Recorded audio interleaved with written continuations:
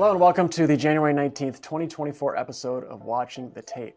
One of the big storylines for 2024 is the expected decline in the Fed funds rate, this being the overnight borrowing rate that is effectively set by the Federal Reserve. The Fed had to hike rates aggressively in 2022 and 2023 to tap the brakes on the economy in an effort to get inflation under control. Remember, inflation peaked at 9.1% in June of 2022. It's been coming down slowly since then, but it's still above 3%. Now, the Fed's target for inflation is 2%. So while we're getting close, we're not there yet. And so the natural question is the investing world too optimistic about the Fed cutting interest rates? After all, the market's expectation is that the Fed will cut interest rates 1.5 percentage points from about 5.5% now to about 4% by year end, as you can see in this chart. So it seems that investors are ready to declare victory over inflation.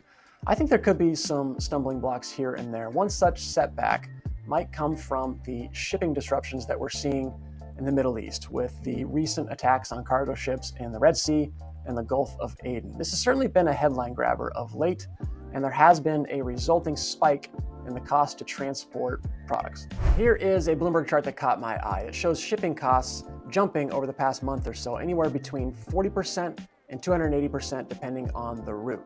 I read that before the recent attacks, an estimated 30% of global container shipping volume passed through the Suez Canal. This is a major shipping route.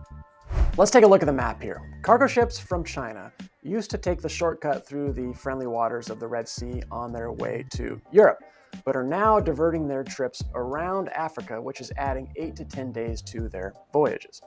Based upon reviewing this map, it makes sense that Europeans are more directly impacted by all this, and that's why the Shanghai to Rotterdam shipping cost in this chart, the white line, has shot up the most. But Americans are also being impacted because there is a finite number of cargo ships worldwide, meaning there is limited capacity. And that global capacity is suddenly being used up with many ships out to sea 10 more days than originally expected. The shipping cost increases for routes from China to LA or New York are going up because some of that shipping capacity could potentially be diverted to other routes globally.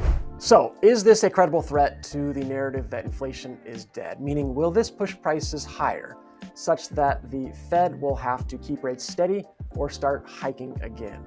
I would say probably not, especially if the US-led military operation is successful in the near term.